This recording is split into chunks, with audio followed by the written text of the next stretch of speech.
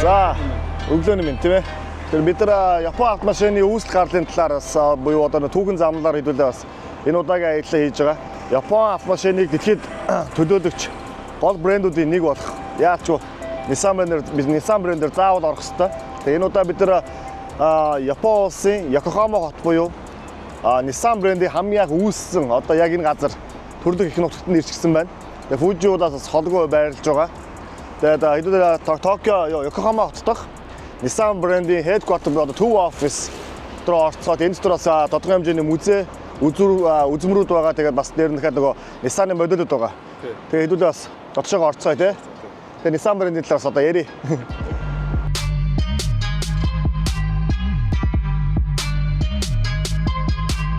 За, headquarter буюу Nissan-ийнхаа гол барилга руу ирчихсэн байгаа. Тэгээ юун дөрөнд энэ барилгууд дээр болохоор юу гэдэг юм бэ? Nissan-ы шинэ загварууд байна. Энэ тал болохоор Nissan-ы түүхэн модулууд байгаа тийм. Тэгээ цаана болохоор бас уралдаан тэмцээд оролцож исэн загварууд буюу үндсэндээ Nissan-ы нэг flagship буюу гол төлөөлөл болсон загварууд байдаг юм. Тэгээ юун дөрөнд энэ түүхэн замнаас нь эхлэе. За тэгэхээр Nissan брэндийн хувьд болохоор Nissan гэдэг нэр болохоор сүүлд хожуу сүүлд гарч ирсэн нэр юм байлээ л те. Тэгээ хамгийн анх болохоор Datsun гэж ерөөдөө нэртэй байсан компани. Тэгээ Datsun гэдэг компани тэрний өмнө бүр DAT гэж нэртэй байсан юм байна. Тэгээд DAT гэдэг нь болохоор үүсгэн байгуулсан тийм яг зөв. Үүсгэн байгуулсан 3 хүнийх нэрийн товчлол. Ер нь дэлхийд машины брэндүүд бас тийм байдаг шүү дээ. Одоо Benz, AMG-х бас ялгаагүй үүсгэн байгуулсан. Тэгэхээр DAT буюу Дэн, Аяма, Такучи гэдэг 3 хүн хамгийн анх энд 1911 онд компани автомашин үйлдвэрлэлийн компани эхлүүлсэн байна л да. Гэсэн хэдий ч яваас дундаа жоохон өөрчлөлт гараад ирсэн юм байна. Юу гэхээр энэ 3 хүн манаас явж байгаа хамгийн анхны машинаа хийхдээ болохоор тухайн үед нөгөө Америкийн машинуудад суурилж хийж ирсэн. Муу бус брэндүүдтэй адилхан. Тэгж явж байгаад DAT-д нэр дээр нөгөө бас Япон улс чинь нөгөө наран улс гэж явдаг тий. Тэр утгаараас нөгөө өмнөөс хэлж ирсэн нөгөө Япончууд өөрсдөө нөгөө аливаа нэршил дээр айгүй анхаарч ажил хөдлөлт өгдөг. Тэр утгаараа нөгөө сан гэдэг үгийг нэмсэн юм байна. Нар буюу нар улсад бэлгдэж тэгээ явсан юм байна. Тэгээ Datsun гэдэг загвар нь одоо хамгийн анх бид нар ард харж байгаа загвар бол одоо Nissan Datsun-ы яг юм жижигхэн компакт загварууд байсан. Тэгж байгаа явсаар байгаа Японд 1934 он санагдаж байна. Японы бас нэг томоохон машины одоо юм үйлдвэрлэгч компани, үйлдвэрлэл хийдэг компанитай нэгтээд тэгээд нэршлээ өөрчилсөн дахиад. Тэр нь юу гэхээр Nissan гэдэг одоо нэршил бий болсон юм байна. Тэр Nissan гэдэг нэршил нь болохоор бас хоёр нийлбэр. Тэгээд ямар үг гэхээр Нихон буюу одоо Япон гэсэн үг. Сангё буюу одоо үйлдвэр гэсэн үг. Тэгээд Япон үйлдвэр. Тий, Япон үйлдвэр гэдэг нэртэй компани буюу Nissan гэдэг. Өнөөдөр бид сайн мэдэх брэнд байна. Яг аль биесээр бий болсон юм байна 1934 онд. За тэгээд 34 онд бий болчиход идэв шлээ. 34 онд Nissan брэнд нь хамгийн их бий болсон хэдий ч мөн л адил нөгөө дэлхийн 2 дугаар дайн гэдэг юм аим хүчтэй нөлөөлсөн тий. Тэгээд дэлхийн 2 дугаар дайн болохоор автомашины үйлдвэрлэлийн хувьд болохоор маш том давуу талуудыг бас бий болгосон гэж үздэг. Юу гэхээр 2 дугаар дайнаар хамгийн сайн хийсэн юм чинь дайны зэр зэрсгүүд, техникүүд. Тий, одоо том ачааны машинууд. Тий. Nissan-ы хувьд болохоор ямар 2 дугаар дайн дээр ямар техникүүд хийжсэн гэхээр муу дайны техникүүдийг хийжсэн байх нь байна. Онгоцны моторыг бас хийдэг байсан ийм компани байна л да. 2 дугаар дайны дараагаар болохоор Nissan брэнд маань үндсэндээ бол одоо 2 дугаар дайнаас дараагаас эхлээд энэ бол 1999 он хүртэл Nissan-ы хувьд маш өндөр оргийлжил байдаг. Тэгээд Nissan брэндийг бид нар одоо яг одоо сайн мэддэг юм шиг нас мэддэггүй брэнд ч дээ. Чи одоо Nissan-гээ асуух юм бол хүмүүсээс машин асуух юм бол сааны гэдэг ч юм уу те патрол гэдэг ч юм уу тийм юм байх байх л та. Тэгэхээр Nissan брэндийн болохоор дэлхийд амжилттай бас хэд хэдэн гой гой жишээнүүд байгаа л та. Хэдүүл одоо чи энэ машин бол одоо бас гол тоглогчтой нэг байхгүй юу? Юу гэхээр Nissan брэнд маань өөрөө хамгийн анх бидний өнөөгийн сайн мэддэг Nissan Patrol гэдэг машиныг тухайн үеийн нөгөө Jeep Willys буюу одоо нөгөө Wrangler өвгцөг гэж явдаг ш нөгөө дайн зөрүүж хийсэн машин. Яг тэр машин дээр бас үндсэндээ суурлаад маш төстөөгөр хамгийн анхных Nissan Patrol загвараа 1951 онд хийгээд явж исэн байна. За улмаар дэлхийн 2 дугаар дайнаас өмнө Японы нийт автомашины зах зээл нь өөрөө Америкт үндсэндээ 100% эзлэгдсэн байсан гэж ярьж исэн тийм үү?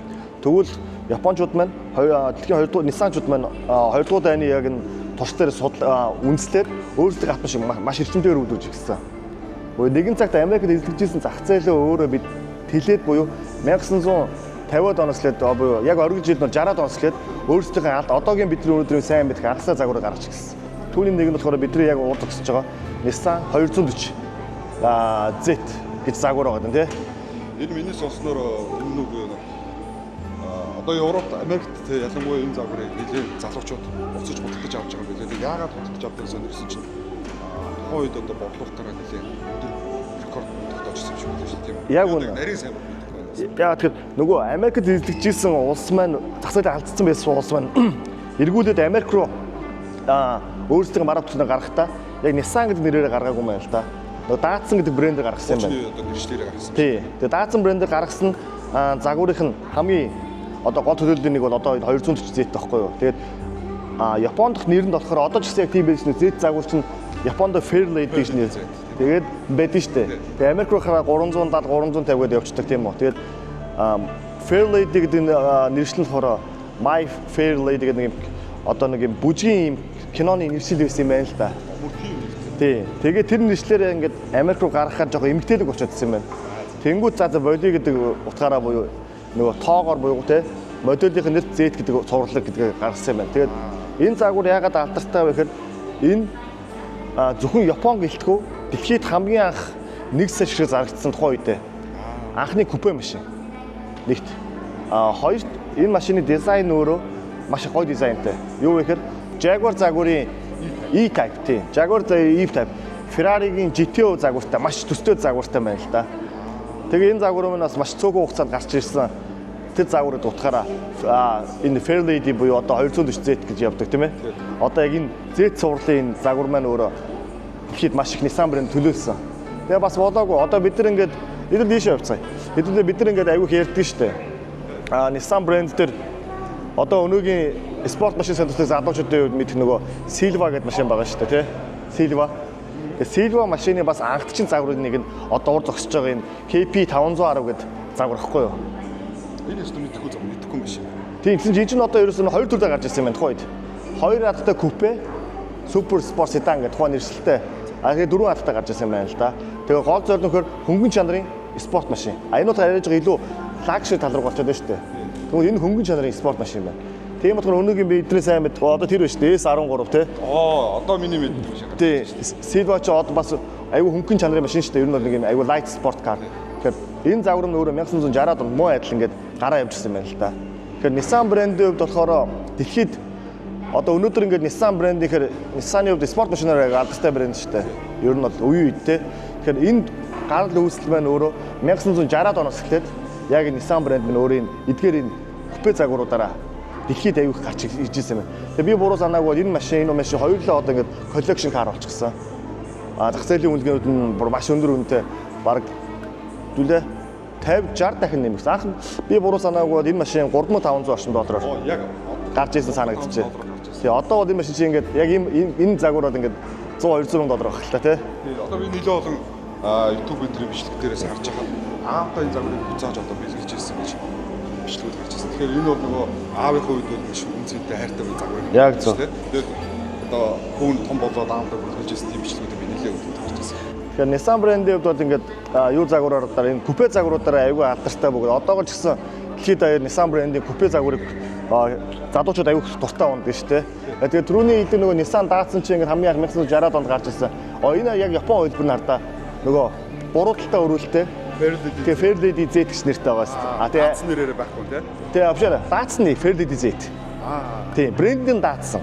Модель нь одоо модель нь Fairlady. Тэгэхээр Nissan Datsun гэдэг машин буюу одоо ерөнхийдөө миний хэлэх гээд байгаа үнцэг юу гэхээр Nissan брэнд одоо энэ Toyota брэндийн хувьд бол юу гэдэг Япон олон улсын зах зээл дээр Америкийн зах зээл дээр гарахтаа нөгөө Corolla ч юм уу Camry ч юм уу мэнгийн хэрэглээний машинаар гарч исэн бол Nissan брэнд анханасаа яг нэг Porsche-тэй адилхан илүү спорт машинаараа Америкийн зах зээл дээр аюу амжилттай гарсан ийм онцгой брэнд байна шүү дээ. Тэгэхээр дэлхийд хамгийн анх 1 сая шиг зарагдсан купе машин гэж байгаа байхгүй. Бас сонд байгаа дэлхийд шүү дээ. Дэлхийд хэрч бас сонд байгаа шүү дээ. Тэгээд одоо түрүүний нөө Fairlady Z загварын үргэлжлэл болох одоо шинэ гарсан үргэлжлэлийн загвар байна тий.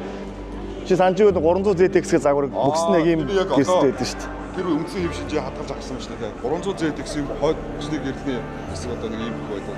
Тий. Тэгээд энэ загварыг болохоор одоо Nissan-ын маань муу адил нөгөө Super GT гэдэг нэг ангилсан шүү дээ. Super GT уралдаан дээрээ бас яг энэ Fairlady Z загвараас уралдаж байгаа юм байлээ. Одоо бас 6 сарын 27-8 бид 26 онцлоо нөгөө Fuji Speedway дээр Super GT-гийн ээж дуралдаан болох юм байлаа. Одоо яг энэ загвар дээр бол Nissan-ийнхан бол яг энэ Fairlady Z загвараараа муу адил оролцож байгаа юм байлээ. За хэдүүлээ тэгвэл бас Fuji Speedway гэж юм шүү дээ. Чиги. За тэгээд түрүү хэлсэн. За нөгөө Батролоо хийсэн тийм үү? Nissan Батролоо. Нөгөө Fairlady Z гэдэг энэ спорт загварын машинаар Америкт маш сайн амжилттай гараад нэг сая машина зараад эхэлсэн тий. Айгу мундаг байна тийм үү? Яг тэр Америк машин ингээд Япон машин Америк гараа юм мундаг зарнадаг тий. Хоёрдугаар дараагийн хийсэн зүйл бол мэдээж нөгөө Nissan Patrol гэдэг хэдэж ярихгүй байж чадахгүй машин тийм ээ. Тэгээ Nissan Patrol машинаа болохоор бид түрүү хэлсэн нөгөө Jeep Wheelers буюу Wrangler-ийн өвгцэг машин дээр бас муу адил сүрдэд хийчихсэн. Маш төстэй хийчихсэн машин. Тэгээ энэ машин болохоор бас 1951 он гараад тухайн жилд нэг сонирхолтой юм нөгөө Fuji уул шүү дээ. Одоо бидний яриад байгаа. Fuji уул тий. Fuji уул дээр хамгийн анх авирсан машин гэж явд юм байлээ. Тий. Бас сонирхолтой машин. Тэгээд энэ дээр мэдээж юуны Nissan ярьж байгаа бол өрсөлдөгч брэнд, Toyota брэнд муу айд өрсөлдөж ирсэн. Гэхдээ Nissan Patrol-ыг хамгийн анх гарсан гэж явд юм байлээ.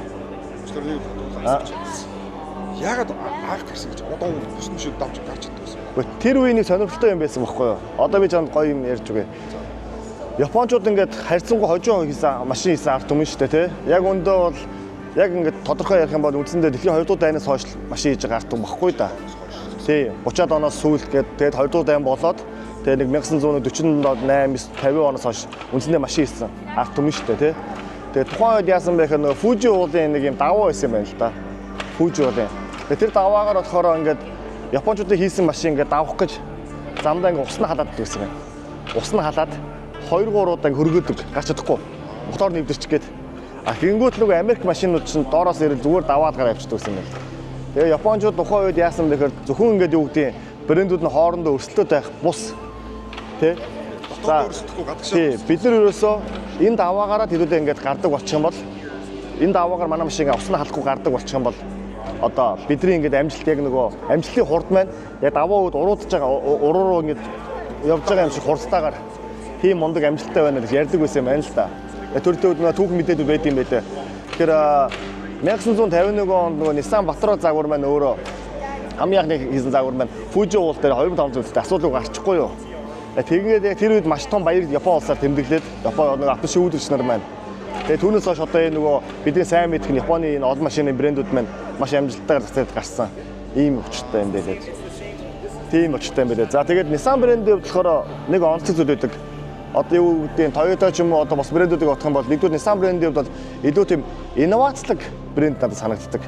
Тэр ч утгаараа 2010 онд Nissan брэнд нь бол нөгөө Leaf гэдэг машин гаргасан 100% цахилгаан. Тий. Тэгээ 100% цахилгаан гаргасан энэ хүн Leaf машин маань тухайн цаг үедээ дэлхийд хамгийн их тархсан 100% цахилгаан машин бас болж ирсэн байлээ. Тэгээд түүний ард байгаа үйлчлэл болох Aria гэдэг одоо бас 100% цахилгаан машин бидний хойно байрлаж байна. За тэгээд тийш явъя. За тэгээд Nissan брэнд маань өөрөө явсаар за нөгөө бидний сайн мэдэх Nissan GT-R гэж машин байгаа шүү дээ, тий. Одоо манай залуучуудын хамгийн сайн мэдэх. Тий, одоо дэлхийн залуучуудын тий. Тэгээд GT-R загварын гол төлөөлөл болох GT-R 35 загвартай байна. Тэгээд GT-R загвар бол хамгийн анх 1982-89 хэд онд гэж 1980-ад онд гарсан санагдаж байна. Яг GT-R цуглан уу? Тий. 1969 он нөгөө нэг. Тийм шүү дээ. Одоо худлаа ярьж байна тий. Одоо бид нэр дараагийн бас энэ үзүүл бас тэр загвар гарч ирэх. Тий. Яг зөв одоо яг буруу зөв одоо санаж байна. GT-R чинь ерөөсөө бүтэн 50 гаруй жилийн турш өвлөрлөгдсөн Япон машин багхгүй юу? Одоо спорт машин. Энэ цуврал нь өөрөө тий. Тэгээ бас дэлхийд бас яг 50 гаруй жил яг энэ нэг цувралаа ингэж хөгжүүлсэн бас цөөхөн брэндүүдийн нэг бол Nissan-ы GT-R брэнд. GT-R гэхээр хамгийн түрүү бид нар GT-R R32 боддог шүү дээ. Яг 32-оор би бодсон байна. Чисээ миний адаг заслаа. Тэгэхээр GT-R 32 гэдэг машин бол анх гарсан даруйдаа бол муу адил Японд дэлхийд маш хэмжээний амжилтыг авчирсан. Ялангуяа GT-R-ийн хувьд анх хийхдээ нэг сонирхолтой зүйл нь Японы бас хамгийн анхны нэг 4 дугуун зүүн баруун иргэдэг Хайкас систем байдаг үсэн шүү дээ. Одоо 2 дугуй залгдаг юм. 2 дугуй тий одоо нэг одоо нэг онцлог машин зүүн баруун иргэдэг шүү залгагддаг.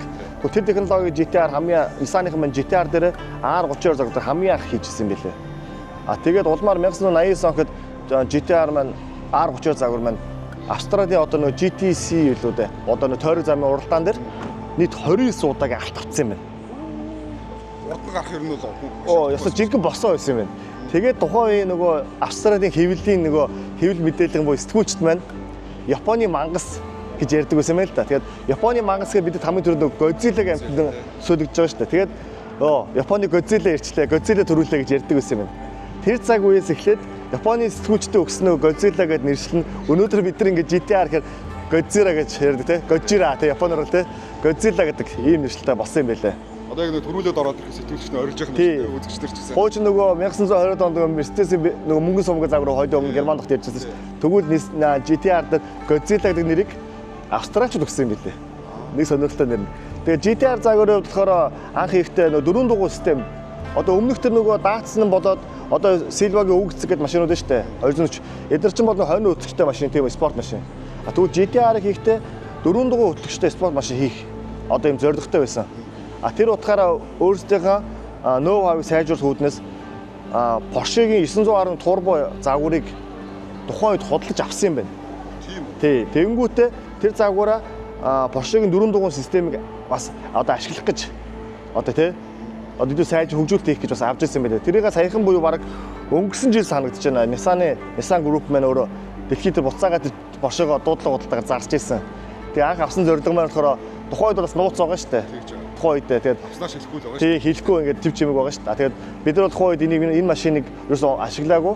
Тэгээд зөвхөн нөгөө дөрвөн дугуйн системийг хөгжүүлэлтээр ажиллаж ирсэн байгаа. Тэр утгаараа Япон брендийг одоо Toyota ч юм уу одоо бусад брэндүүдийг бодох юм бол Nissan нөгөө дөрвөн дугуйны Atiza Hi-Cast гэдэг Atiza гэх систем байгаа тий. Тэгээ Hi-Cast гэдэг дөрвөн дугуйн зүүн бар гэдэг энэ системээс хамгийн анхдч нэг болж ирсэн юм байна л да. Тэгээд одоо GTR брэндийг ярих бол хоёулаа мэдээж Nismo ярина тийм үү. Тэгээд Nismo-гийн тухай хоёулаас үргэлжлээд дахиад өөр хот руу очиод яг энэ дугаар дээр үргэлжлүүлээд хоёулаа ярина.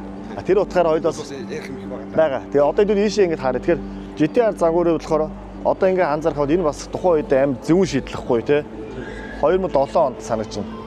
GTR дээр гол юм нь ерөөсөө энэ байна. Жингийн балансыг 50-50% байлгах гэж хийсэн анхны спорт машин Японы. Тэр утгаараа хороп нь арын дифференциал гэсэн аргашаага мотор дон урагшаага тэгээ энэ хоёр дунд гол буюу тэгээ хагас гол тий.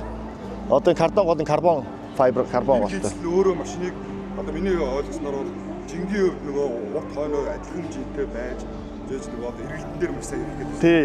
Тэгээ тэр утгаараа бас тэр энэ GTR-ийн утгаар анхны Nissan-ы хамгийн анхны DCT хороптой машин. Нөгөө DCT хороп гэдэг нь нөгөө бид нар одоо бол амар төгөөмөл болчлоо шүү дээ. Нөгөө үндсэн хороп нь 100 механик. Тэгээд хүн хөлөөрөө конс гიშгдэггүй. Оронд нь ингээд 60 барын даралт өгдөг. Ийм нөгөө одоо систем ажилладаг тий.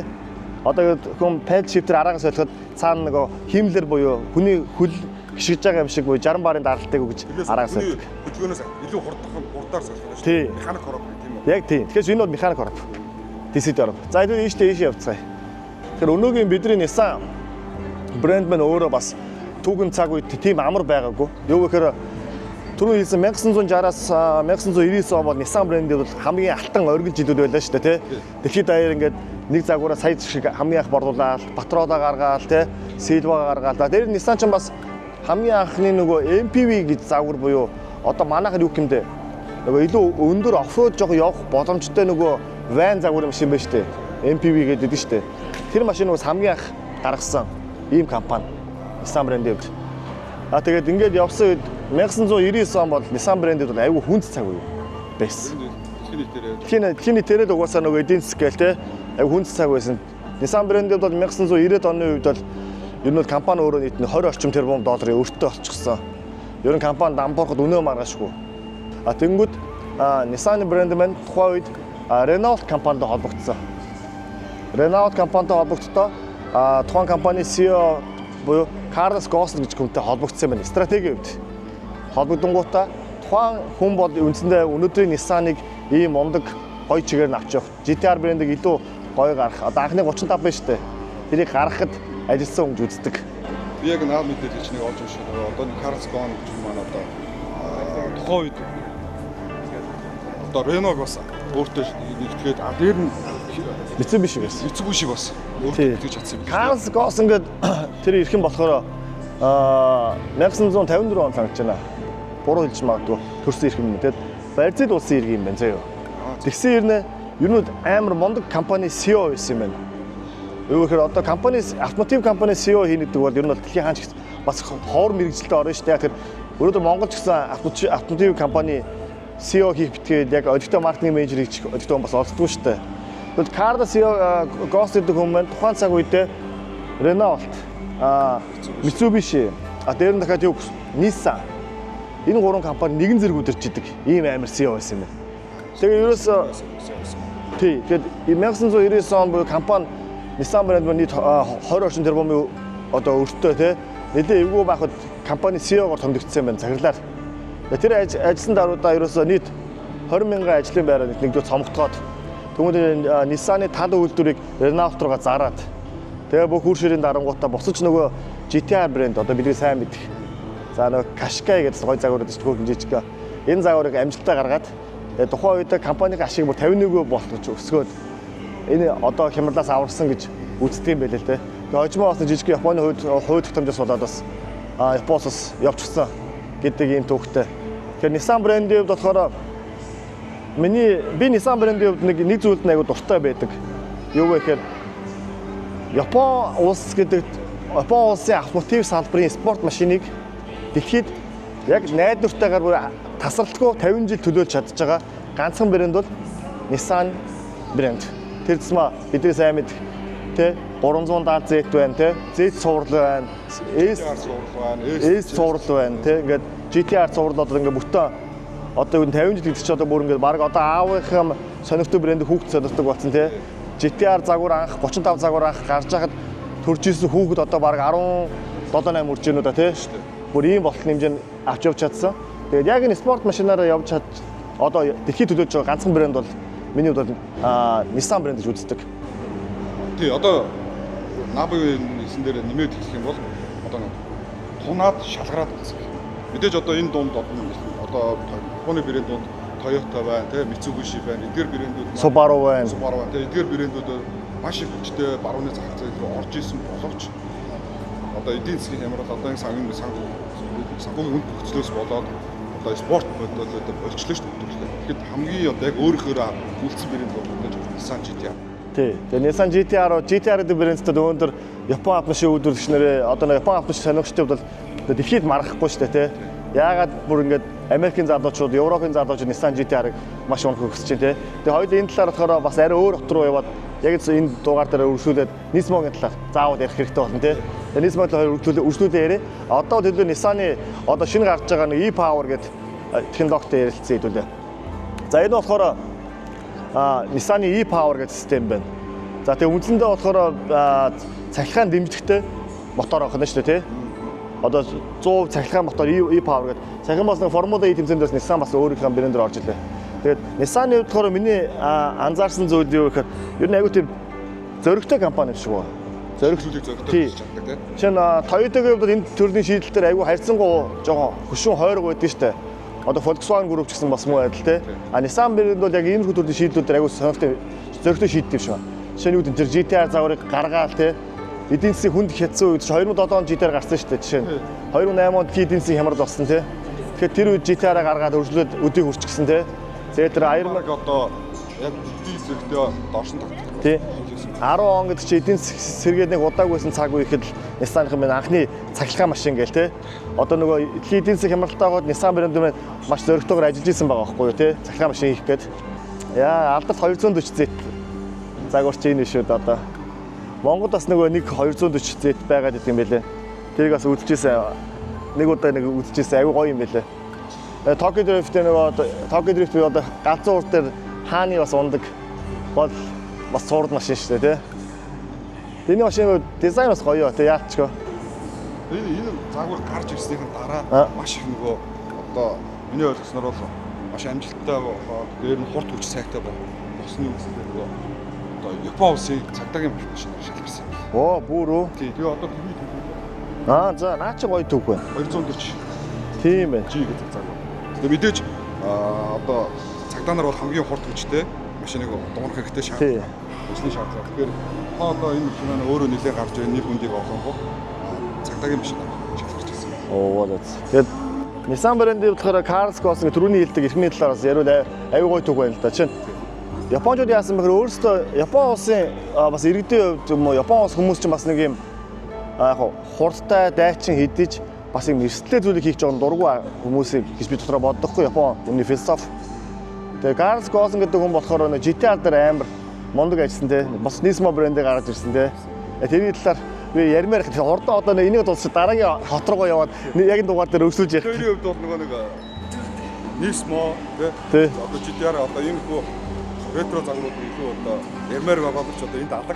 Дараагийн хот руугаа илүү уусах юм санагдаж байна. Тий. Тэгээд энэ шоурум дээр болохоор Nissan-ы би бол өдрийн удаа харгыг хүсчихсэн машин бол Patrol Y63 загвар алга. Миний хувьд шинээр гарсан. тий.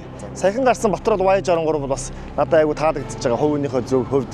Ягаад Patrol-ын над чамд юу нь хамгийн их таалагдчихж байгаа вэ? Сонирхолтой юм. Сонирхолтой юм уу? Тий. Ерөөсөө хурд хүчтэй зай. Монголчуудыг үсээ. Үнэ одоо монголчууд өсөлт том шүү. Надад хамгийн гой таалагдчихж байгаа юм юу гэж мотор. Яагаад тэгэхээр чи тэр мэдэн штэ. Nissan брэнд маань өөрөө GTR гэдэг загвар дээр гаргасан шинэ энэ VR 38D гэхэд энэ мотор байгаа штэ. Одоо 3800 TV дургуй загвар. Тэгвэл энэ мотор жаад 2007 оноос хойш ингээд үйлдвэрлэх хөгжөлт хийгээд явчаад тэгэхэд л одоо 2025 он тийм ээ. Үндсэндээ Nissan Patrol Y63 загварыг муу айл 3500 TV дургуй загвараар гаргасан байгаа байхгүй юу? Тэгэхээр чинь одоо шинэ гарсан Y63 Patrol маань GTR мотортой гэсэн. GTR мотортой гэсэн үг. Яагаад тэгэхээр тэр юу гэж хэлж байгаа нөхөр Nissan брэнд нь өөрийнхөө GTR моторыг энэ олон жил хийсэн буюу бүтэн 10 хэдийн за 17 жил хийсэн туршлагаар үндэслээд илүү сайжруулад Patrol дээр 3500 те TV дургуй мотор тавьсан байхгүй. Тэгэхээр надад энэ мотор аягүй таалагдж байгаа. Одоо шинэ Patrol Y63 Patrol маань нэлээ бас сайн мотортой, хүчтэй мотор. Тий, яагаад тэгэхээр шалгагдсан мотор одоо энэ бол энэ мотортод одоо марх хамт байхгүй л үдээ дэлхийд Япон брендийн хувьд болохоор моторын бас асуудал байгаа шүү дээ. Жишээ нь одоо Land Cruiser буюу 300 загвар, Lexus 600 загвар дээр бол нөгөө юу мотороо тавьсан. SC500 мотор тавьсан. Гэтэ яг туршлагын хувьд харьцангуй 2016 онд гарсан моторыг сүүл тэгээд юун дээр тавилаа тийм үү? Nissan юун дээр Land Cruiser 300 Toyota дээр тавилаа. Саяхан бас миний уншижсанаар 100 мянган шиг Америкт яг энэ төрлийн Toyota-ийн 3500 тэр дургуй мотор шүү дээ тий. Ямар л 35 FTV ч лөө. Тэр мотороос рекорд гарч ирсэн байлаа. Тэгээд би бодохдоо болохоор нөгөө хөнгөн жишээ дээр явж исэн мотор хүн жишээ дээр явахаар бас нэг жоохон өөрчлөлт гараад байна уу юу? Гэс нэг тийм бодол байгаа даа. Тэр ч одоо энэ ойлгосноор Patrol-ийн Y63 мотор шүү дээ. Тэгээс 17 жил тест хийсэн. 17 жил тестлэгдсэн моторыг одоо шинэ загвар тавьж байгаа болохоор хайрцангуй бас энэ нөгөө Nissan брэнд дуртай хүмүүс байгаа шүү дээ. Ялангуяа GTR дуртай хүмүүст энэ аягүй гоё мессеж болж илээ. Ялангуяа унж байгаа Patrol GTR мотортой хэрхэн гоё байгаа сте.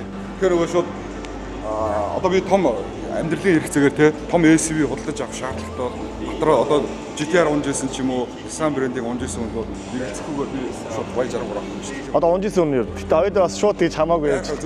Ер нь бол тий. GTR унжсэн хүн тэр төрийг мэдэн шүү дээ. Тэгэхээр шууд Y63 худалдаж авах хэрэгцээ төрөхгүй нэ. Яг олон жилийн туршлага байна. Надад Nissan брэндийн хувьд болохоор нэг таалагдсан. Хоёрын өмнөөс нөгөө Германд Porsche гэж ярьжсэн те ингээд нэг зүйлээ маш тууштай олон жил буюу зөвхөн анханасаа гараад спорт машинаар явж чадсан. Ганцхан брэнд бол одоо Европт те одоо яг тасалдгүй хийсэн брэнд бол Porsche гэж ярьж ирсэн. Тэгвэл Nissan бол энэ удаагийн дугаар миний онцлж ярих гээд байгаа зүйл юу гэхээр Nissan брэнд бол ерөөсөө анх гарсан цагаас спорт автомашины хийгээд энүүгээр тасалдгүй буюу хизээс зогсохгүйгээр энэ олон жил өргөжлүүлж чадсан. Буюу 50 гаруй жил хийж чадсан. Одоо 50 гаруй жил тийм. Одоо 70 гаруй жил болчихлоо шүү дээ. Чинь тий. Одоо юу эзэц зур орох юм бол тий. 70 гаруй жил үндсэндээ яг энэ зөвхөн Япон машина, спорт машина хийсэн. Бас энэ цөөхөн Япон үйлдвэрлэгч компанийн нэг төлөөллийн нэг. Тэрс маа бүр гол флагшип болох GTR загвар бол нийт олон улсад үед ихэд Nissan брэнд буюу Япон улсын спорт автомашиныг одоо төлөөлж байгаа ганцхан брэнд болчихлоо шүү дээ, тийм ээ. Тийм байна. Нэмээд хэлэх юм бол юу одоо энэ загвар дээр нэмээд хэлэх юм бол одоо манай залуучуудын биш. Дэлхийн залуучуудын нөгөө дрифт спорт бол Silva S13, S15 загвар гэдэг тийм. Тэгээд энэ загварууд маань үдээж өгдөг зогссон. Гэтэ одоо үргэлжлүүлээд байгаа юм байна. Тий, одоо Z цуврал бол одоо үргэлжлээд ингэ гараад ирж байна тий. Тэгээд удахгүй бас S цуврал буюу нөгөө S6 гэж ярьдэн шүү дээ. Silva. судгуу гаргачаа гэсэн би мэдээлэл уншиж байсан. Энэ удаагийн дугаар дээр бол Nissan брэндээр орлоо. Тэгээд удахгүй Хүү овс учраас бас нөгөө бид нар бас яг зөв. Тэр нөгөө Nissan брэндийнхаа Nismo-гийн талаар ярихаар яг энэ дугаараа өршүүлээд одоо л Nismo-гийн офс руу явцгаая. За бид нар чи Японы Yokohama хот буюу Nissan-ы төрөлсөн газар гэж ярих юм. Тэгээ төрлөг хот болох Yokohama хотын Nissan-ы үйлдвэрийн оройндох нөгөө хөдөлгөөн хүмүүстэй одоо. Тийм. Одоо хажууганд чинь нөгөө Nissan-ы үйлдвэр байгаа. Тэгээд нэгд нөгөө машин ярьж байгаа бол машины чинь гол зүйл нь бол яхаа хөдөлгөөр те. Тэгээд тэр ч утгаараа одоо хоёулаа өмнөс ярьж ирсэн. Дэлхийд одоо ингээд томоохон авч үйлдвэрч нар хөдөлгүүрийн инженерчил гэдэг юм дээр аягүй анхаардаг. Nissan брэндийн хувьд бол анханасаа нөгөө хөдөлгүүрийн үйлдвэр бас муу адил байсан тийм ээ. Тэр утгаараа хоёулаа хөдөлгүүрийн үзэг заавал орох хэрэгтэй. Тэрдсмээс хоёулаас өөрсдөө авчин сонирхтой хүмүүс байна. Нэг гой моторыг харуулах гээд болохгүй шүү дээ. Зорж ирлээ шүү дээ. Зорж ирлээ. Энэ бол мэдээж яа харахгүй RB26 дээтгэхэд GT-ийн алдартай мотор одоо 1989 оноос 2000 одоо 2 он яг энэ хөдөлгөөрөөр GT-ийн 3 модель үйлдвэрлэгдсэн. Яг зөв. Тэгэхээр түрүүн хэлжсэн нөгөө Godzilla гэдэг нэрийг одоо авахын тулд те одоо GT-ийн гэдэг машин Godzilla гэдэг нэршилтэй болгоход бас гол үүрэг гүйцэтгэсэн зүйлийн нэг нь бол яа харахгүй RB26 дээд гэдэг мотор. Тэгээ өмнөөс хэлжсэн Австралийн GT-R гэдэг машин анх 89 онд R32 загвар маань GT-R нэрээр гараад Skyline GT-R нэрээр гараад тухайн жилдээ 29 удаа Австрали одоо энэ GT одоо өөрийнхөө ангиллын уралдаанд төрүүлээд тухайн үеийн сэтгүүлчд бол ерөөсөө юу гэсэн бэхээр за энэ Японоос ирсэн мангас ерөөсөө энэ бүх машиныг их биш тавьж ийн гэ тэ. Японы мангас хэн байдаг вөхөр дэлхийд даяар мэдэх мангас бол хэн блэ? Godzilla. Тий, Godzilla тий. Тэгээд Японоор Gojira гэдэг юм шиг байна. Тэгээд Godzilla мотор, Godzilla машиныг бол гол зүйл нь RB26 дээдгч мотор. Тэгээд миний ойлгосноор болохоор энэ мотор болохоор түүхэндээ 3 удаа яг үндсэн апдейт хийгээд сүүлд нь 2-5 хоног арайж өөр апдейт хийсэн юм шиг байна тий. Тэрийг дараа нь бас одоо зориулсан газар байж ярьж өгсөн зүйл. Нэгэнт одоо автоартайхан байнаас нэг автомашины түүхэн контент хийн гэж энэ бид нар явдаг ш дандаа. Тэр утгаараа бас энэ моторын талаас ярив тэгээд RB26 дээд моторын хувьд бол GT-R гэдэг машиныг бол дэлхийд түүхэд хамгийн том нөлөө үзүүлсэн хоёр зүйл нэг гэж бодож байгаа. Нэг нь бол нөгөө дөрвөн дугуйн систем, Hi-Cast буюу зүүн баруун дөрвөн хойдын дугуй хөтөлбөр систем, хоёр зүйл мотор тий. Тэгээ RB26 болохоор миний ойлгосноор яасан юм шиг байна тий. Японы тухайн нөгөө стандарт бол 280 морины хүчтэй байх хэрэгтэй гэдэг юм нөгөө тогтоол журамтай байсан. Хязгаарладаг. Гэхдээ 320 морь, 330 морь, GT-R 34 дээр 340 морины хүч гарч ирсэн. Тийм. Бичний 280 дээр хязгаарлагдсан гэж тэ одоо үйлдвэрээс татдаг үйлдвэр боловч яг хэмжээд үзвэл 332 дээр 300, 33 дээр 330, 34 дээр 340 морины хүчтэй гарч ирсэн. Энэ мотороор бас нөгөөдөө сул талны яг тухайн машинаас хүндрээд байсан юм шиг ба тий. Жин 70-80 кг гэж явсаар сүүлдээ яг 100 гаруй кг-аар GT-R чинь 32-оос хүнд юм билээ шүү дээ. Гэхдээ мориныхоо хүчээ нэмээд тэр мошгилтынхаа хүчээж байгаа нэмсэн. Тийм ээ. Тэгээд миний сонсноор бол энэ хөдөлгүүр дээр зөвхөн орох тий интекийн чөлөөлөд exhaust системийн чөлөөлчөд зөвхөн үйлдвэрийн потенциалаараа шууд 400-аас 450 гэж шууд гарах боломжтой байна. Чи битгээр гэсэн хүүхд байх гэх юм одоо 10 гэдэг 7-8 жилийн өмнө тий 15-6 жилийн өмнө бидний ингээд энэ мотор ч амар гоё харагддаг юм шүү дээ. Одоо ч гэсэн ингээд энэ мотор ингээд зорж ирлээ шүү дээ. Японд ингээд зөвхөн өдөө энийг баг харах гэж ирж шүү дээ. Хөдөлгөөр хүмүүсээр. Тэгээ мэдээж хажууд нь бас одоо гоё мотор харагдаж байна. Манайхна дрифтийн спорт сонирхдаг залуучууд бол сайн мэддэг тий. Nissan Silvia гэдэг S chassis дээр одоо угсрагддаг SR20D хөдөлгөөр. SR20D-ийн хувьд бол гол ерөнхий онцлог нь RB26-аас юу гэхээр хоёулаа ялгаагүй юу цуваа мотор. SR20D-ийн хувьд болохоор нэг турботой. Тэгээ 4 литртэй 2 литрийн мотор. Илүү хөнгөн мотор. Гэхдээ аягуусаа потенциал татдаг. Ер нь миний анзаараад байгаа Nissan-ы моторууд бас их алдартай шүү дээ. Одоо хүмүүсийн хамгийн сайн мэддгээр бол нөгөө TD42 гэдэг Патролын өгшгөө мөнхийн мотор гээл. Тэр бол одоо манай монголчуудын бол хэрлээсээ залбартан. Бас дээр нөгөө TB48 гэдэг Монгол битгий нэг Арабад хамгийн их одоо Патролыг бас нэр хүндтэй болох зүйлсэн гоё мотор шүү дээ тий.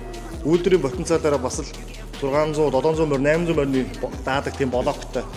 Тэгэхээр Nissan брендийн хувьд бол бас нэг заавал зорж ирсэн шалтгаан нь юу гэхээр энэ компани маань өөрөө бидний ерхий энэ удаагийн дугаар дээр онцолж иж байгаа зүйл бол Nissan брэнд анханасаа спорт энэ автомашин те энэ хөдөлгөөрүүдийг юмараа маш олон жил буюу 50 гаруй жил тасралтгүй дагнажсан цөөхөн хэдэн компани нэг одоо ч гэсэн яг энэ замналаа зогсоогоогүй байгаа цөөхөн хэдэн компани нэг тийм ээ. Хөдлөөрөөс гаргаж байгаа хүчээрээ гайхуулдаг. Тийм. Дээр нөгөө тюнинг хийдэг хүмүүсийн хувьд буюу нөгөө автомашин тонгож ундаг хүмүүсийн хувьд энэ моторт хайртай байдаг шалтгаан нь юу гэхээр нөгөө ачаал сайн даадаг. А дээр нөгөө сэлбэг нэмэлт нөгөө тонгууд хийхээр тэр айгуу сайн хүлээж аваад илүү өндөр потенциал гаргаад явдаг. Тийм ээ. Тэгэхээр за одоо хэдүүл ингээд хөдөлгөөрийн музей. Тэгээ бидний ард болохоор зөвхөн одоо энэ хоёр моторыг бид өнөөдөр онцолж ярьж байна. Доотлон давхлаа хоёулаа буугаад VR38 дээр очив тийм. GT-R мотор, онцлог мотор. Ард болохоор ерөнхийдөө нөгөө анх Nissan брэнд маань нөгөө Datsun буюу DAT буюу дараа нь Datsun болсон, сүүлд нь Nissan болсон тийм ээ. Тэгэхээр Datsun байх үеийн мотор дээр ардуур байна. Тэгээд хажуугаар энд нэг хоёр гоё мотор байлаа хоёул харъя. Нөгөө юугаар одоо ч нэг GT500 гэдэг уралдаан бодоод байгаа шүү дээ. GT англи одоо топ зэрэглэлийн уралдаан тийм. Японд одоо болж байгаа тийм ээ. Тэгэхээр энэ дээр нөгөө GT англи уралдааны машин нөгөө ямар мотортой байд юм бэ хүмүүс асуугаад идэв шүү дээ. Тэнгүүт нэг яад юу гэхээр нэг юм Toyota-гийн жижиг машин байдаг ч юм уу эсвэл одоо Porsche байдаг ч юм уу гэдэг бүгд өөрөөр мотортой ирнэ. Ер нь яг бодит дээр ямар мотортой байдаг юм бол гэдэг. GT500 гэдэг английн моторыг бид нар яг одоо ингэ хараад зогсож байна тийм ээ. Хоёулаас энийг бодитоор дууг нь сонссон шүү дээ Speedway дээр. Тэгэхээр бас шар ус босгохоор дуурч байна. Гоё дуурдаг. Тэгэхээр GT английн GT-R 34 гэдэг машин дээр тавьсан мотор энэ GT500 англи буюу 500 морины хүчтэй. Турбог бас ийм мотор байдаг юм шүү дээ. Тэгэхээр 8 цилиндертэй дуу нөх гоё тий. За бидний ард GT английн мотор байна. За энэ бас их гоё мотор байна тий. VRT35 гэдэг V12 цилиндер. Тэгэхээр Nissan брэнд манаас зөвхөн энгийн хөдөлгүүр биш те. Яг нь уралдааны хөдөлгүүр хийдэг. Ерөнхийдөө Европ машинаар болж байгаа BMW хөө юм уу? Тий. Хөдөлгүүрээр нэлээд алдартай. Тэгж BMW талын бас юу компани санагдаж байна надад бол. Тий. Хурц шийдвэрүүдийг загвар дээрэж гаргадаг зоригтой одоо инженерчлийг харуулдаг тий. Яа энд хардаа гоё мотор байна хардаа. Өө хардаа PGC-R буюу нөгөө хамгийн GT-R мотор шүү дээ. Хамгийн анхны GT-R мотор шүү дээ. За 1969 оны GT-R гэж. Яг зөв байна. 2000 хөдөлгүүртэй. Тухайн үедээ 160 морины хүчтэй. За 7000 иргэнэ гэж бас айгүй өндөр иргэлт авдаг гэсэн юм шүү дээ. Тэгэхээр нэлээд потенциал сайтай жиж өндөр иргэлтийг авна шүү дээ. Даадаг тийм моторын одоо хөдөлгүүрийн баланс эдгээр маш сайн байж иж авдаг. За тухандаа юм гинжтэй давхар гинжтэй байсан юм байна. За мэдээж нөгөө VVT аймаа нөгөө форсунг байхгүй шүү дээ тийм. Карбюратор мотор гэжээ. За иймэрхүү хоёлоо одоо сүүлийн үед одоо Nissan брендийг сүүлийн 15 6 жил гэх юм уу да тий. Нэр үндийг ингээд маш их эрчимтэй өсгсөн VR38 мотор дээр очив тий. За тэгэхээр хоёлоо одоо Nissan-ы хөдөлгөөр мөзөдөр иржсэн болохоор заавал нэг хөдөлгөөрийг ярихгүй бол болохгүй тий. Тэгэхээр мэдээж бидний нүдэн дээр яг одоо энэ хөдөлгөөр харагдаж байна. Тэгэхээр би энэ дээр нөө юуг онцолж ярих гэдэг нь нөхөр 1999 он болохоор Nissan-ы хувьд хүнд жил байсан гэдэг байгаа шүү дээ. 24 бомны өртөө байсан. Тэгээд одоо өөрөөсөө ингээд болсон хүчин менежментээ өөрчлөлт гээд Renault руу холбогдоод тухайн тэр Cascon гэдэг Бразил улсын гаралтай иргэн мод айгуу мундаг компани CEO тий Mitsubishi, Renault тэгээд Nissan брэндийн гурвуулангийн ингээд нэг зэрэг компани CEO захирлын хийдэг байсан тий. Тэгээд тэр хүний хувьд миний өөрөө анзаарсан зүйл юу гэхээр за нэгдүгээр нөгөө одоо борлуулалт байхгүй болохоор үр ашиггүй зарлуудаа таны гэдэг байдлаас 20,000 ажилтнаа цоолоод одоо цомготгоод тэгээд тал үйлдвэрээр Renault-д зараад тэгээд санхүү өмчлөх төр гарч байгаа юм тий. Тэнгүүтээ дахиад Nissan брендийг ингээд дэлхийд даяар маш сайн ингэж одоо паблиш хийж одоо гаргаж ирсэн зүйл нь юу байсан бэ гэхээр тухайд 2007 онд Nissan GT-R гэдэг машиныг гаргаж ирсэн. Тэгээд Nissan Qashqai гэж хоёр машин гаргаж ирсэн тийм ээ. Тэгэхээр GT-R гэдэг машин бол ингээд тухайн үед ингээд одоо мартагдж эхэлж исэн зүйл шүү дээ тий. Хамгийн сүүлд одоо 2022 онд үүдэлтэй дууссан шүү дээ. Тэгээд 2007 онд ингээд анх GT-R 35 гэдэг машин цуврал гарч байхад бол миний мэдж байгаа 2007 онд ч одоо Supra байхгүй байлаа тий. Supra-га болцсон. За Subaru-ыг онцгой модод юугасаа хийхээ болчихсон. За Lancer нэг яг бүхлийнхээ өмнө буюу тий нэг Evo 10 гэдэг явж ирсэн юм уу та 8 ч явж 9 явж ирсэн юм уу тий. Тэр цаг үед Тэгэхээр цоо шин зүйлийг яг тэр хийсэн зүйл мань одоо энэ хөдөлгүүрийн Nissan VR38 дэйт тийм ээ. Тэгээд 3800 цуваа 6 биш садаа 6 литтэй. Тэгээд 2 турботой тийм мотор тийм ээ. Тэгээд энэ мотор болохоор 400-аас чинь 600 морь болоо шүү дээ. Морины хүчтэй мотор. Энэ моторын болохоор миний онц хэлэх гээд байгаа зүйл гэхээр тэр Carlsgong гэдэг тэр хүн маань өөрөө Nissan брэндийг гаргаж ирэхдээ үндсэн философи болох. Нэг хоёулангийн бодоод байгаа философи таарч би үзээд байна л да. Юу гэхээр нөгөө энэ Nissan чи хөдөлгүүрээр алдартай машин. Хөдөлгүүрээр алдартай брэнд. Тэр утгаараа бид нэр энэ VR38D гэдэг мотор шинээр хийе. Өөрсдөө турботой мотор хийя гэж бодоод сэтгэл хийчихсэн байна. Тэгээд энэ моторууд юу болсон бэ гэхээр Япон машин бол одоо ингэж одоо юу гэдэг Япон GDM car буюу спорт машин болоод дуусаагүй тий. Шинэ эраг эхлүүлсэн, шинэ генерашн эхлүүлсэн. Энэ моторын нэг там давуу тал байгаа тий.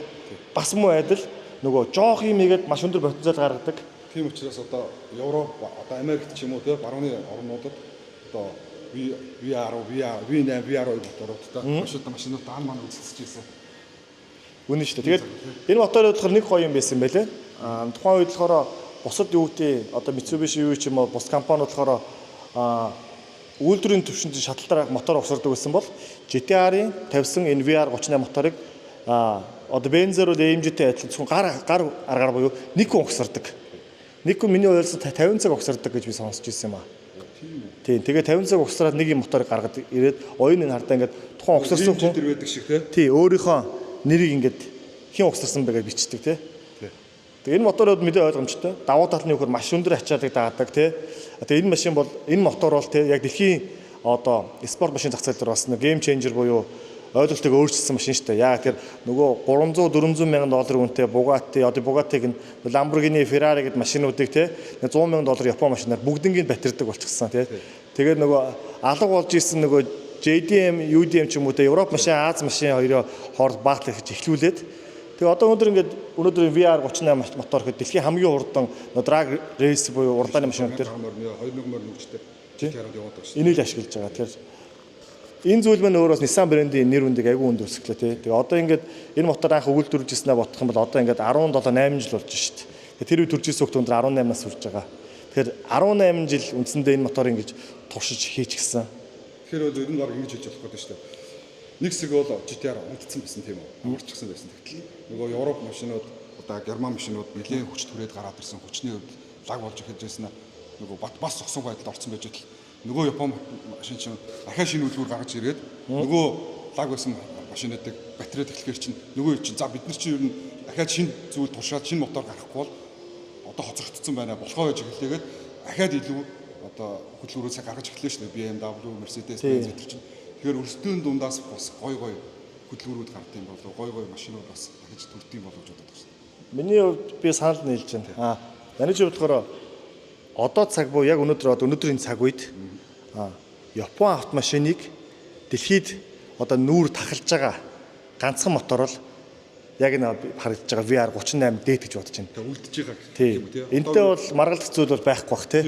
Одоо RB26D гэдэг түрүү хөдөлгөөр хэллээ шүү дээ тийм. Тухайн үед одоо Toyota-гийн бол 2GZ GT гэж хөдөлгөөр байсан. Алдартай мотор.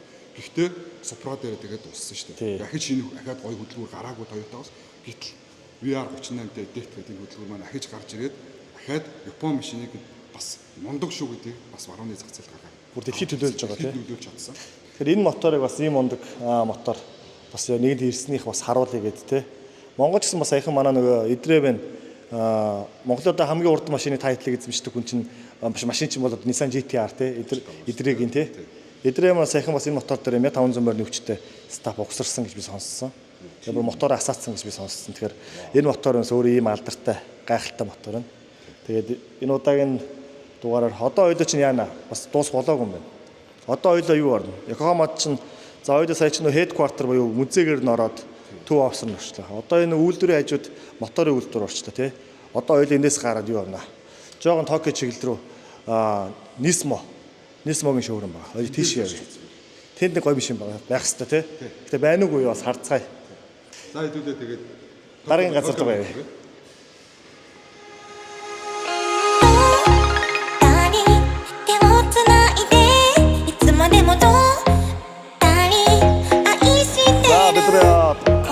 Япон улсын Токио хотноо байрлах Nissan-ы одоо racing division буюу Nissan брендийн автомашин тоногддог компани болох охин компани болох Nismo брэндээр ирсэн байна. Тэгээд энд ирсэн зорилго болохоор бас Япон улсад автомашины түүх гэдэг зүйл бас ярьж байгаа болохоос гоё юм үзүүлээгээд нэг алдартай машин үзүүлэх гэж ирчихсэн байгаа. Тэгээд хэдүүлээ хамтдаа тогтож орсон.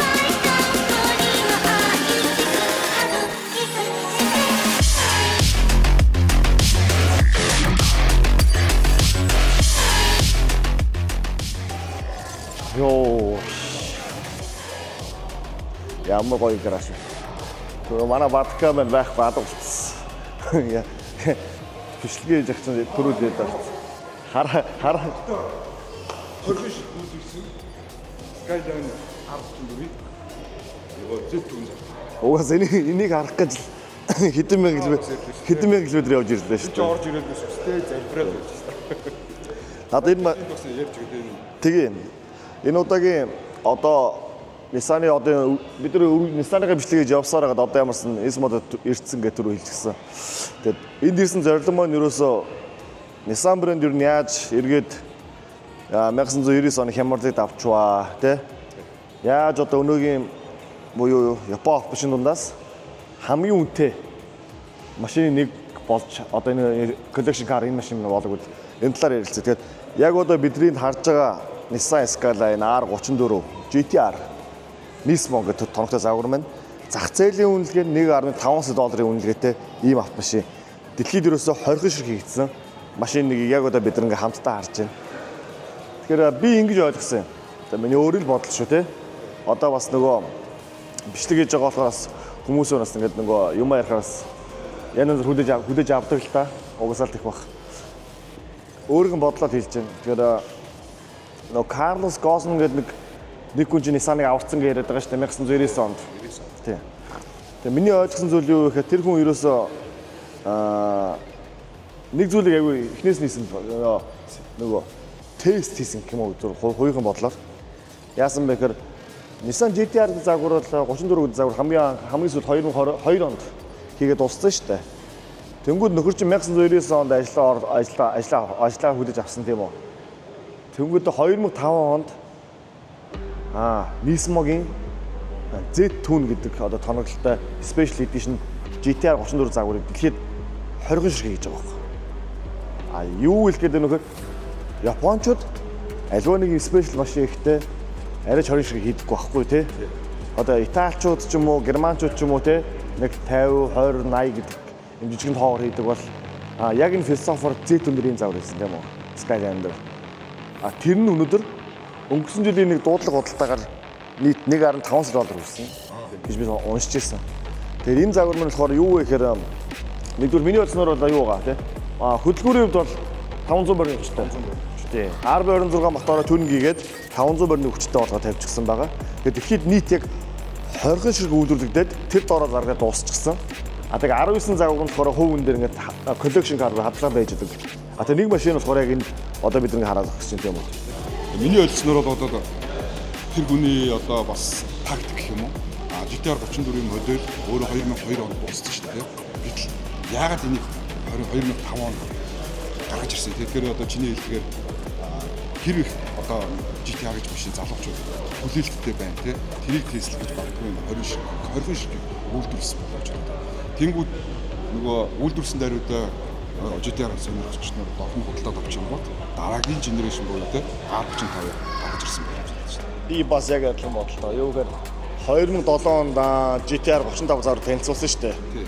2005 онд энийг хийчихэж байна гэдэг чинь нэг 2-3 жил болсон ер нь бол шинэ машин хийдэж шүү дээ. Тэгэхээр магадгүй ингээд хүмүүс ингэж ямар эргэлттэй авч байгаа юм байна гэдэг энэ хайпыг бас ашиглаад буцаагаад нөгөө брендинг ребрендинг хийх үүднээсээ R35-аас айгу хурдан ихэд энэ машин айгу том тест хийсэн.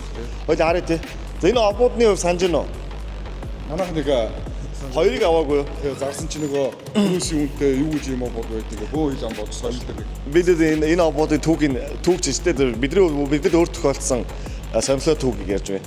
Энэ обууд миний мэдхээр Монголд одоогоор яг нэг сет нь байдаг. Тэгээ яасан бэхээр 2005 онд энэ обуудын буюу LM GT4 гэдэг обууд тий LM GT4. Энэ загвар энэ обуудыг үйлдвэрлэчээ тэгээ болцсон баггүй юу? Тэгж байгаа дараа нь 10 жилийн дараа санагдаж байна баг. Omori Spec компани яг энэ ободыг буцаагаад 100 шиг үйлдвэрлэнэ гэдэг нэг захиалга авсан тий. Тэгээ тэр бид нар захиалсан мэддэхгүй бид нар захиалах гэдэг. Захиалсан мэддэхгүй болсон мэддэхгүй явсараад нэг үсч 2 сеттэй болсон байхгүй. Тэгээд тухайн үед яг энэ дөрвөн обод нийлээд тухайн ханшаар Toyota Prius 20-ийн үнэлгээтэй болж ирсэн. Тэгээд нөгөө бид нар зараа оруулсан чинь тухайн хил амд ороод тэгээд одоогоор Монголд нэг цагаан 34 байдаг шүү дээ. Бямбагийн. Тийм тэр машин дээр яг энэ обод байгаа. Тэгээд Бямба бид чинь явсаар сүлдээ 2 машины обод захиалаад тэгээд тэр ободоо Монгол зархлаа Prius авах машинаас үлдээ очиж болдгоо. Тэгээд сүүлдээ за ийм гэж юу авах те Монголд яах вэ гэд. Бямбагаас урах яах вэ те. Тэгээ буцаагаад нэг сар гарагийн дараа 2 сарын дараа Японд руу явуулаад нэг 25-30% нэмэлттэйгээр тухайд зарж ирсэн. Одоо обууд нэг ийм үнэтэй ахна Toyota Prius машин үнэтэй. За тэгээд GTR 34 загварууд бол юу ярих вэ? Ойдож энд дэрсэн ганцчлан болж ирсэн нийсм мө. Тэгэхээр миний бодлоо шүү. Одоо өөрийн бодлоо яриад байгаа. Япончууд өөрсдөө одоо нэг ийм жоохон брендинг үүсгэх тал дээр жоохон бас тийм ч бас одоо мундаг биш юм болоо гэж зүгээр бодоод байгаа юм. Яг Японы философи нь төлөв даруй байх те нэгт байх, даруулагтай байх гэдэг бол те одоо Итали, Герман одоо те Европын хүмүүс бол аливаа нэг ч гэсэн нэг юм PV хүртэл ингээд айгүй адтай брэнд болчихж байгаа шүү дээ те. Тэгээ GTR машин бол 35 дэх машин бол тэгээ ялангуяа Cars Ghost гэж үний өдрөд шийсэн тэр машин бол Nissan брэндийг аврахын хажуугаар бүр ингээд дэлхийд буюу одоо олон улсад Япон автомашиныг цорынгаас нөлөөж чадж байгаа спорт машин буюу одоо ганц хамгаалж байгаа ганц Godzilla-ны одоо тий боож үлдсэн гэж би болдог. Яа тэр Япон брендинг одоо Nissan брендинг хамгийн анхны суперкар болж байгаа тий GTR 35. Тэнгүүтээ бүх суперкарт өрсөлдөж чадахгүй хэмжээний потенциалтай болгож тийм машин мундаг машин хийсэн. Тэгээд одоо ч GTR сая 2024 хүртэл үйлдвэрлэсэн санаж байна. Тийм хэдүүлээс хоёул нэг дэрснэг бас юу гаа энэ потенциалгүй. За энэ машины талаар мэдэх юм юу байна? Миний уншиж олж үзсэн бол GTR 35 цуглал маань 2007 онд гарч ирсэн шүү дээ. Тэгээд нэлээд Европын зах зээл рүү, барууны зах зээл рүү гарч ирээд нэлээд амжилттай болсон юм. Тэгээд Nismo компанийн хүү машиныг нэлээд сайн түүнийг хийсний үндсэндээ 2013 оноос 5 жил араас загвар ихлээ GT 500 ангилалтай. Тэгэхээр маш хатгатай загвар. Тэнгүүд моторын бид нэр сая юун дээр Nissan-ы инженийн үзээд үзсэн шүү дээ тий. V8 турбого 500 мөр нөвчтэй болдог шүү дээ. Тэгээ бас дээвэр дугаар гүйж жагаад 10 жилийн өмнө энэ компанийн лого ингээд дагалглаа шүү дээ. Одоо тоглоом шүү. Тэгмээ одоо Nissan R Skyline GTR боллоо. GTR бүрээ маш их одоо онцгч хүн бол зэтгүүн энэ зэгнхүү зэтгүүнийг бол одоо бүгд мэддэг те нэгж үзснээсээ гэж мөрөөддөг. Тэгээд бид нэр бол би бол ямар ч наабагаас төлөвлөд орж ирээд баг залбираа сууж байдаг шүү дээ. Маш гоё загварыг одоо хандсан өнөөдөр бас зориг бодож дээ шүү дээ. Энийг харах гэж энэ олон мянган километр явж ирлээ шүү дээ. Тэгээд би бас нэг асуугаа үнэхээр одоо бас Godzilla, GTR 32, 34 загварууд байна. Даач энэ шилэн орны цаана орох боломжгүй юм байлээ. Тэгээд хэдүүлээ ямар ч бас өнхөө загваруудыг хараад. Тэгээ. За энд ирсэн баг юм харуулъя. Хоёул өчтөр Nissan-ы энжин үзээ ороод ирсэн. Тэгээд хоёулынгийн нөгөө нэг яриадсан харуулъя гэсэн RB26 мотор чинь тэнд яг бүр S23 гэдэг. Одоо манай нөгөө EPA шүү дээ. Мондо татсан. Манай Мондрогийн EPA Бямба 2 мань бол яг энэ GTR Nismo-гийн талаар их юм юм да. Ялангуяа нэлээд олон жилийн өмнө Бямба яахан EPA яг Nismo-д ирсэн байх юм би бол харж ирсэн тухайд. За нөгөө нэг ардтай мотор чинь энэ байна да. Omori гэж байгаа байхгүй тий. Division нэг Omori Factory гэдэг. S2 Nismo. Боцорэл тий. Энэ бас ямар батар юм бэ? S26 дээ. Гэхдээ дахиад бас нөгөө миний бодлоор бол томгсон томглоод онороо томгсон зам болж байна шүү дээ. Тийм баг. Nismo. За тэр нэг тэр ярда. Тэр хан дээр тавьсан байгаа тэр нэг машины хажуудлын Fender шүү дээ. Fender тэр GoPro Gameboy тэр худалдаж авах гээд яасан чинь нийлээд баг 10 сая төгрөг болцсон баха. Яагаад тэр GTR 34 загвар дээр Nismo-гийн Z түрнгээд энэ холбыг гаргахтаа бас машина хөнгөлөж үтсэн байлээ. Маш их карбон файбер зэргүүдийг машинд оруулж хийсэн байлээ. Тэгээд одоо тэр үнэлгээнүүд нь юусэн ингээд одоо хүртэл өсөд байдаг. Тэгээд одоо ингээд хан дээр байж байгаа тэр гүпер тэр гоё гүпер шүү дээ. Тэр ингээд хагар энгийн гүпер ч гэсэн яг үнд бол улам үн өсөж идэг. Нэг антик болсон тий. Одоо нэг юу гэдэг лээ? Антик гэж одоо эртний идэл юм одоо тий үн өсөж идэг. Яг тийм байлээ. Ямар ч сан тэгээд Nismo-гийн одоо бидний сайн тэр Монголд ямар ч нэг ч гэсэн GTR 34 байдаг бас гоё тий. Тийм шүү дээ. Тэгээ манай Бямбаг залуу болохоор GTR 34-ыг хэдэн жилийн өмнө ч үү? Бараг 10 жилийн өмнө битөөж бас 8 гээд авч ирсэн надаас. Гоё ярилч тий. Тэгээ Бямбаг бол яг хийсэн амандаа тусдал машина тоноглоод тэгээ одоо ингэ хадгалж байна. Өнгөрсөн жилийн Ямагийн биш Бямбагийн машиныг 20 жилийн өмнө Mercedes-Benz G63 солиогт нь үгүй гэсэн юм. Тэр бол миний сонссон мэт л. Тэгээ Бямбаг бол бас GTR 34 Монгол аюу гоё унж байгаа. Зөвөндөө байна. Зөвөндөө очсон гэж бодсон. Обууд нь одоо тухайн үед нэг Toyota Prius машины үнэлгээтэй байсан гэхээр одоо бас ямар үтэ болцсон баа тий. Төрийн хаш чанга гоё үед тийм үнэтэй байсан шүү дээ. Тэр нөгөө нэг одоо ингэ энэ дэрсэн чи яач вэ Бямбаг санаад орж байна. Ялангуяа тэр Strat bar шүү дээ. Голын тэр яа. Тэр голын хөндлөн төмөр байгааз. Дээдлээ амар хоёр урд амаржины одоо холбогч нэг гүзвийг хамгаалдаг Strat bar. Энд чинь бас амар үнэтэй байлээ.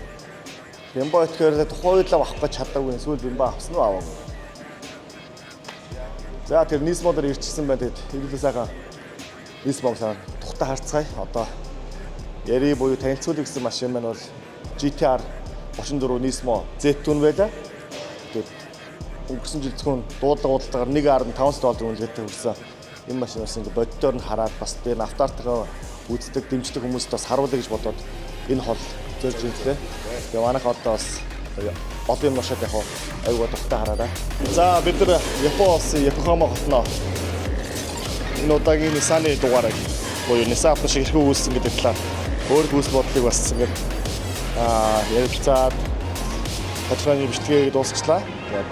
Энэ удаагийн дугаарыг энэ үрээ дуусгая. Одоо бид дараагийнхаа автошин өдрөлтөд хотроо удаад бодохгүй дараагийн дугаараар уулзцгаая.